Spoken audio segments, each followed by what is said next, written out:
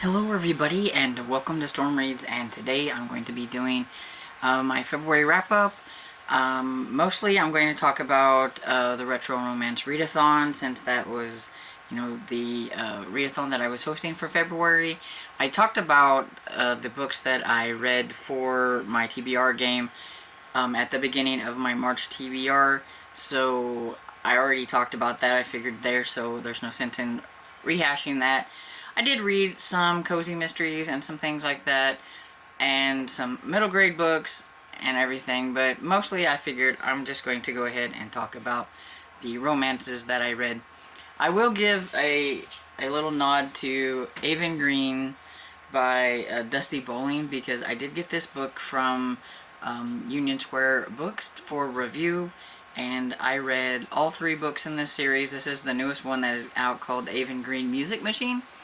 And I did a reading, well, a review of like the whole three, and so in a video. So if you haven't seen that, you can go and look at that. But I just wanted to say, thanks to Union Square for giving me this book to read, and just kind of give it a little nod. And so I read 20 books, and like I said, 7 of those books were for the Retro Romance Readathon, which I actually did better than I thought I was going to do, because I was really kind of behind at the beginning, and then I got sick, and I didn't finish one of the print books that I was reading, and I happened to be able to find some of the other ones on ebook, and I could let the little lady in my phone read to me, because I got sick, and so I was like, great, because now I don't want to read with my eyeballs anymore, and so that kind of helped me out, or I probably wouldn't have got quite as many as I did. But I'm really glad that I did get to the ones, and I knocked some books off of my shelf, so that's really cool. And I did pretty well with like my reading for the month, because I did have one 5-star, which was, of course, a cozy mystery, or it's not really a cozy mystery. I'm just gonna call it a historical mystery, because I mean, I think it's cozy, but to some people it might not be, because it does have some dark tones to it, and that's I read Murder on St. Nicholas Avenue by Victoria Thompson. It's the 18th book in the Gaslight series, and that was my 5-star read. I really like that. That's really, no shock to anybody. I'm pretty sure that everybody knows I absolutely love that series. And then I had a couple of 2 stars, but most of my reads were in the like 4 to 3.5 and stuff like that, so I think I did pretty good overall. Let's talk about the retros and everything. And so we had some prompts. There was 9. I really wasn't I wasn't going for the prompts, actually, but I actually ended up, surprisingly, getting into more of the prompts than I thought. Like, I was just going to read books that I wanted to read, and then if they fit the prompts, they fit the prompts. I mean, I knew some of them would, but I wasn't sure if they all would. So I have Nora Roberts' Captive Star. It's the second book in the Star of Mithra series. This one fits for the category romance. It also fits for read the next book in the series. And this one, it was okay. It's very cheesy, 1990s cheese kind of for this type of book. It very insta-lovey.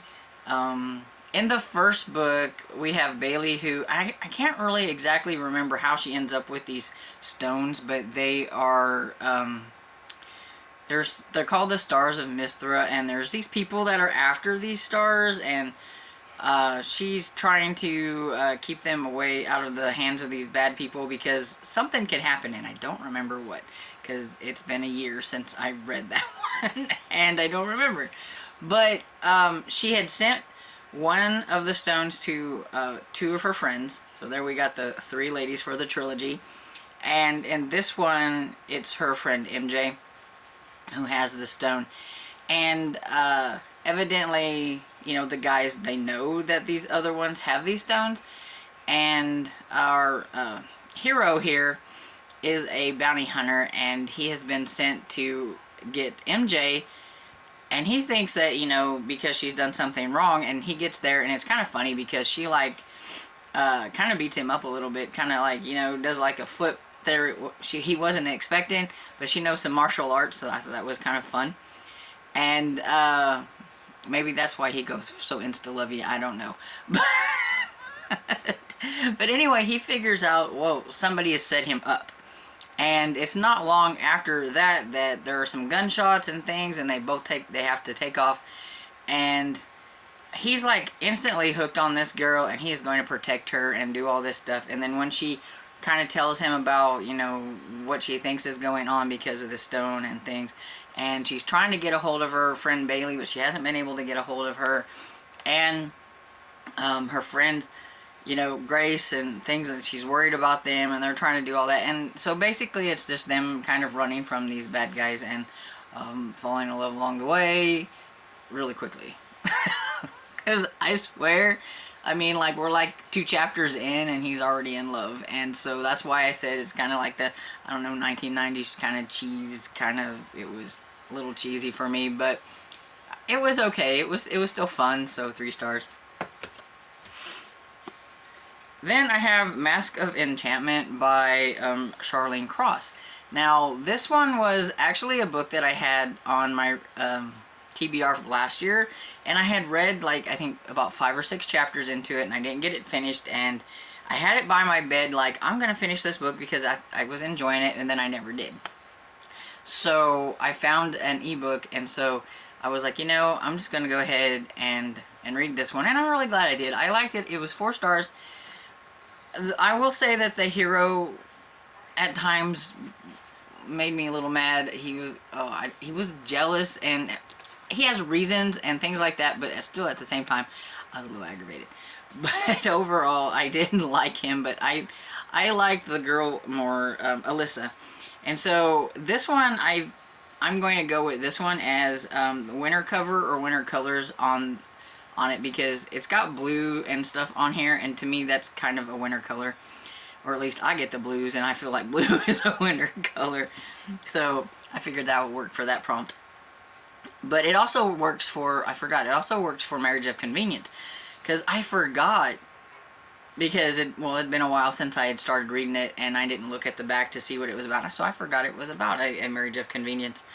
But this is about Alyssa, who is an actress, and she's young, and she gets accosted by this, like, like Earl or something, like, you know. But anyway, he's somebody who thinks that he can just get away with that kind of things. Well, she smacks him on the head with something. I don't remember what it was. Like, I don't know, a statue or something. And she sees blood, and so she thinks she's killed him. And she's like, oh no, you know, I'm going to go to jail for this. So she runs back to where she has an apartment, and the lady who takes care of the tenants there and stuff really likes her. And so she's like, what you're going to do is you're going to go to Scotland. There was a lady that was living there, an older lady. Her name was Agatha, I believe it was. Well, she died, but she was supposed to meet this guy here, Jared, because Jared has a daughter who isn't speaking and everything, because she it was a traumatic death of her mother, and it was after that she quit speaking. And so he's been really worried about her, and he's wanting to find somebody to help. Well, he had been corresponding with Agatha, and she has been working with children like that. And so he was supposed to come and get her and take her back to his house, and for her to work with his kid and everything, Megan. So what they decided to do is they decided to use the makeup and stuff and make her look older, and gives her like hair powders and things like that to make her look older, put her in Agatha's frumpy clothes, and send her on with Jared and everything. And so of course he's going to figure out she is not Agatha after a while, but by then he has actually seen Megan kind of responding to her and everything. And so that's kind of where the Marriage of Convenience comes in, because he will help her fight whatever it was that wrong. He's going to find out exactly what happened, because the guy didn't actually die, and she knows that because she got a letter from the lady, but people are looking for her for assault on this guy. And so if he fixes that, then she's got to stay married to him and things like that. So that's kind of how that goes. And of course, she starts to really like him, and he kind of likes her, but he kind of had a bad deal with his wife that died. She was cheated on him. She treated him very poorly, so he doesn't want to fall in love. He doesn't, and things like that. So yeah. Overall, I thought it was fun, and I gave it 4 stars. Let's see. This one was from, is it in the 90? Yeah, 1990. So there we go. There's that one. Then I had The Ladies of Misalongi, and this one is by Colleen McCullough, and it's a very short one, and it's the first time I've ever read this lady, but I didn't think this was much of a romance. And this one is from the 80s, I think, isn't it? Yeah, it's from 1987, I believe, yeah. And I'm using this one for standalone romance, and I'm gonna say like this much might be like a romance, and even at that, I didn't consider it a romance. But basically, it is about, I think her name is Missy, and she's staying with, I think it's her aunts or something, and she doesn't really have any prospects or anything. She's pretty much a spinster. She's gotten a little bit older and not been married and all that kind of stuff, and everybody's always calling her kind of like the spinster and everything, and she kind of has her head in the clouds a lot because she goes to the library and reads all these romance books, and she has a certain idea of what, romance should be, and her friend, who is the librarian there, kind of puts some of these notions in her head. And there is a stranger that comes to town, and he's not really necessarily a stranger. People know him, but he's a stranger to her, and he's an older man, and she just kind of fixates on him, and she is decided that she's going to marry this guy. And I mean, she just plain like leaves her house, goes and finds this guy wherever he's living, and it's like kind of like, I want you to marry me kind of a thing. And she uses one of the things that she's read in one of these books about like the dying woman and things like that. And so I feel like she manipulated him into like feeling sorry for her and be like, oh well, she's only got a little time to live, so why not just go ahead and marry her? And I just didn't like it. I didn't like that. And even at that, I mean, that really all happened like in this like little bit at the end and everything. So this wasn't romance to me. It wasn't very romantic, and it just didn't feel like a romance. Even though it does have sex in it. I mean, there was that, but it just didn't feel like a romance. I just couldn't do it, and I gave it 2 stars. But, it happens. And so then I have an Immodest Proposal by Patricia Oliver, and this is actually the 6th book in the Corinthians. I've never read any of the other books, shocker, I know, and I really wouldn't have thought about it because it doesn't like mention anything. It was just when I happened to look it up on Goodreads after I already said I was going to read it and had it on my list, and then I was like, I'm just going to go ahead with it, and because it's the only one out of the series I had, and it was okay. This is also fits for Marriage of Convenience as well. I think that's the only one it fits for. And this was a very odd Marriage of Convenience because, like, the Marriage of Convenience, like, even the marriage doesn't happen till, like, probably more than halfway through the book. And so I thought that was kind of odd. But it's about Lady Cynthia. Yeah. She has been married before. She's a widow. Her parents married her off when she was, like, 18 to an older man. And so she had been married to him, though, for 8 years. And then he died. And she never had any kids or anything like that, and she is almost 30, and so she's getting too old, and her like biological clock is ticking if she wants to have a family. So she has decided the best thing to do, because her parents keep trying to marry her off to another old guy, is to find her a young man. And so she decides that she's going to give this man a proposal and everything. She's going to like initiate it and everything.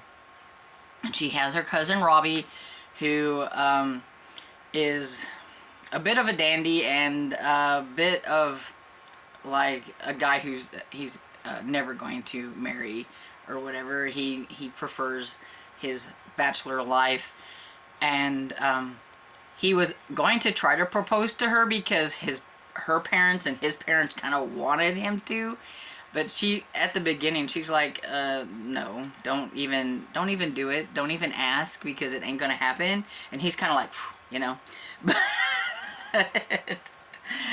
but he likes to gamble, and there was this young captain who was gambling and loses a ton of money to him, and so he's got this idea. He's like, you know, here you go, Cynthia, I've got a guy for you. He seems like a pretty stand-up guy, except for, you know, he did do this gambling, but he was drunk and all this stuff. And she's like, he's like, I think this is the guy for you to try to offer this proposal to. Because he owes him, like, I think it was 15,000 pounds. Like, I mean, it was an extraordinary amount that this man's never going to be able to pay back. You know, I mean, without some kind of help. There was no way. And so he comes to her house because he doesn't know why he's being asked to come there. And so she asked him, you know, pretty much just like, this is the deal. I will pay your debt if you marry me. And, you know, he's kind of like, what? He kind of thinks, yeah, this is a little weird. And a little shocking because, you know, she was asking him this. So I guess that's the immodest proposal. And she gives him a while, like he can think about it and everything, and he is thinking about it, and his friend's kind of teasing him about it, but that's the thing. He goes, well, you could marry her, or say you're going to marry her and get this money, and then don't do it, or whatever, because she did say that, I mean, she kind of gave him an out, that she would go ahead and pay his debt, even if he didn't marry her, which I think that was kind of dumb, because, I mean, why would you pay this guy's debt if you're, like, not going to, you know, he's not going to go through with it. But he's a man of honor and everything, and so he thinks, you know, he's going to have to do it. He's going to have to marry her. And it's not that she's bad to look at or anything, and he kind of likes her, and there are a little bit of a spark between the two of them and everything, but it just takes a while for it to get there. And then he's already said, like, yes, and I think he's already said yes at this time, or whatever. I can't remember. I think he had. Then he finds out that Robbie is her cousin. He didn't know that. And so then he thinks he's been duped. And so then he's very angry. And so then they go from, like, liking each other kind of to him being very off-putting and things. And then, of course, there is a lot of confrontation towards the end about certain things, miscommunication and stuff like that. And it was okay. I give it 3.5 stars. Didn't love it, but I thought it was okay, and I didn't mind reading it. So then I have The Pirate Lord by Sabrina Jeffries, and I used this one for cover by because, I mean, you know, look at that. I'm pretty sure I picked this up without even knowing what it was about. It was Sabrina Jeffries and the cover, and that's all I needed. So I'm going to use that for the cover by.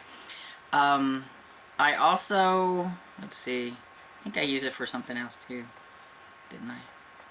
Maybe not. Nope. Oh yeah, A Cold Hero. I used this one for A Cold Hero because he's a pirate. I mean, that's pretty cold. But this is about Gideon, who is a pirate, and he is somebody who loves to attack the aristocracy. If they have a ship, he's pretty much going to attack them. He loves to bring them people down. He has something about them that he does not like. And you find out later on why. But he's been doing that, and him and his crew's been doing it for a while, and they've decided, you know, they want to retire, and they've got them an island, and they've been working on fixing the island up, and got them some little shanties on there and everything. It's not, you know, great, but it's a nice little place. But they don't have any women, so they need some women. So they are going looking for some women, and they come upon a ship that is a ladies' prison ship. And the main character in this, the lady, the heroine, she is the stepsister of an earl. So she has like one strike against her right there. And she is going with these ladies because she's going to make sure that they get to where they're going without being harmed or mistreated by the men and things like that. She doesn't really think about if something happened to her, because I mean, she's there. Her brother, who is the Earl or whatever, her stepbrother Jordan, he doesn't want her to go, but there's no way he can like stop her from going. She's like old enough to do whatever she wants, and he sends somebody that he know, or I think it was his butler or something like that, like cousin or nephew or something. He sends him because he trusts him to pick, you know, have a good person to send to kind of watch over her. So he like gets himself in there like as the crew, so that he could kind of watch over her a little bit, and that ended up being kind of interesting. But so he takes over and takes all these ladies. He thinks later he should have just left her there, but he decides to take her on anyway. But that was kind of like a mistake, because all she does is antagonize the women, you know, make them, you know, kind of rebel against the men or whatever it is. And so he gets mad at her quite a few times and everything. But at the same time, when they're going to have to pick what guy they want to marry, the ladies are going to have to marry somebody, whether they like it or not, and everything, he never can think of, he doesn't want to think of somebody else picking her, though, but he doesn't want to pick anybody, but nobody can have her at the same time, so. But I liked it. I thought it was fun. I gave it 4 stars. I liked it so much that I decided to go off my TBR, and I read The Forbidden Lord, which is the second book in the Lord trilogy, and this one is about Jordan. So the reason I decided to go ahead, because at the end, and I don't think it's like any kind of spoilers or anything, basically it just kind of gives you like an idea of how this one is going to be. But at the end of The Pirate Lord, they're at a party, and I think, is her name Sarah? Yeah. Sarah sees her masquerade party, and Sarah sees her brother going out the door with this young lady, and they're like, you know, where's your brother going, and does he know who he's got or whatever? And she's like, well, I don't know, something about, I don't know why he's taking her or what he's going, but he's gonna get a rude awakening whenever he finds out who she is, because he goes, that's like the preacher's daughter. And that's kind of how it leaves it, you know. So you're kind of curious, and then you read about the second one, and that is pretty much what happens. It starts out with the masquerade party, and he thinks he's taking a widow, you know, like home with him or whatever, and it ends up being the preacher's daughter, and they're in the carriage when he finds out that she's not who he thought she was. And he's like, oh, Lordy, what am I going to do? Because he doesn't want to ruin her reputation, but he doesn't want to marry her. And so, you know, they're trying to quietly try to sneak her back where she needs to be without, you know, anybody knowing that she was out in the carriage by herself with this guy. And she takes her mask off at one point, but it's like really dark, so he can't necessarily really see her very well. But at the same time, he really kind of got this sense of her, and like, you know, kind of liked her, you know. And then we have her name is Emily. Her and her friend Sophie were there at that party, and Sophie ends up trying to run off with somebody and does the scandal thing. And Sophie's father is very outraged at this, and he has devised this plan that him and his sister have concocted, and they're wanting to use Emily in this plan. And she doesn't really have a say in it, because he has something on her that has to do with her mother dying and stuff, and I just won't go into that, but so she kind of has to do it. So she has to pretend to be this guy's sister's daughter, and they're from like Scotland or something like that, I think. And so she's supposed to be kind of a little bit of a wild hair. And so you've got this preacher's daughter who is very pure, very, you know, and she's supposed to kind of pretend like she's this like upper class lady that, you know, doesn't mind a little promiscuity. So that was kind of funny. And then, of course, she meets Jordan, and Jordan keeps looking at her like, she looks really familiar. She sounds, you know, he kind of feels like he knows her, but he can't. And so it has a little bit of a Cinderella type story and things like that with that. And it was a lot of fun. I really enjoyed that one too, and I give that one 4 stars as well. And I used that one for, let's see, it could have been used for the next book in a series. I forgot, Mask of Enchantment also had sprayed edges. That was my sprayed edges choice. The one that I had for sprayed edges is the print book that I didn't get done, so I was surprised. I was like glad that I actually had one that had some sprayed edges on it, so it worked for that. And then the last book that I read was Romancing Mr. Bridgerton. I listened to this one on audiobook. It's by Julia Quinn. It's the 4th book in the Bridgerton series. And I really enjoyed it. And a lot of people, I'm pretty sure if you're familiar with the show, know who Colin and Penelope are. And this is about friends to lovers, and so that was the last of the ones. See, I got something for everyone, because that was friends to lover was one of the prompts. And so Penelope is one of Colin's sister's friends, and so he knows her, and she's always been around, and he just never has really paid that much attention to her and everything. And his mother's always trying to get them, you know, him to marry somebody, Colin. And, you know, even if it's Penelope, and he embarrasses himself and her because he was talking to his brothers and forgetting, you know, that didn't even really think about her being around. And she hears him say, you know, I'm not gonna marry Penelope, you know. And so she is heartbroken because she has had a crush on him since she was like 12 or something like that, like very young. And so she's like, you know, fine, this is what he thinks of me. Well, after that, he kind of starts talking to her a little bit more because he feels kind of bad, and they kind of form kind of an acquaintanceship, friendship, or whatever, I mean, and everything. He's never really thought of her romantically. It was always just, you know, she's there and she's kind of friendly and she's easy to talk to, she's easy to dance with and things like that, and he just kind of took that all for granted a little bit and everything. And then he starts to, you know, as it goes on, has a little bit different feelings. There's also an arc story about, and you've had this story from the beginning. There's the Lady Whistledown, I believe, and she's writes this column, and she's always got, the Bridgertons are always in that, and especially Colin. And it's like, how does she know this stuff? How does she always know? It's like she's always one step ahead of everybody else. And so in this story, you've got the who is Lady Whistledown, and that is like a big part of the story and everything. And I feel like it's kind of hard to talk about Colin and Penelope's story without like spoiling certain things, and so I'm just gonna leave it at that. But I really liked it. I give it 4 stars. It was a lot of fun.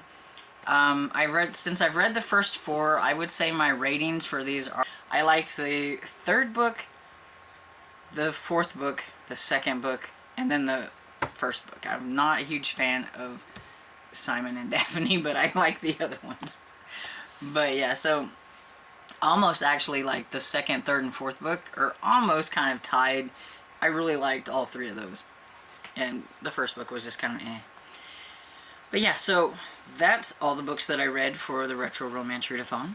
And I would like to thank everybody who participated in the Retro Romance Readathon. It was a lot of fun to do, and I had a couple of lovely co-hosts, and I'm really glad that Sarah from the Bookish Knitter and Melissa from Library and Labradors decided to do this with me. And I always enjoy seeing what everybody else is going to read in my Discord and Instagram and things like that. And so if you participated but you are not in my Discord or on Instagram or anything like that, and you'd like to let me know what you read, please feel free to leave it in the comments. I would love to know. If you have any recommendations for retro romances that you think I might enjoy based on, you know, how you hear me talk about some of these books, always feel free to let me know. I have a bunch of them, but I'm always adding them, and I love looking for them out when I'm thrifting or when I'm on abooks.com or something like that. It's an addiction when it comes to my retro romances. I'm kind of collecting them, so. But yeah, And so anyway, I hope you enjoyed this video, and if you did, please give it a thumbs up and subscribe, and I will see you all in the next video. Bye!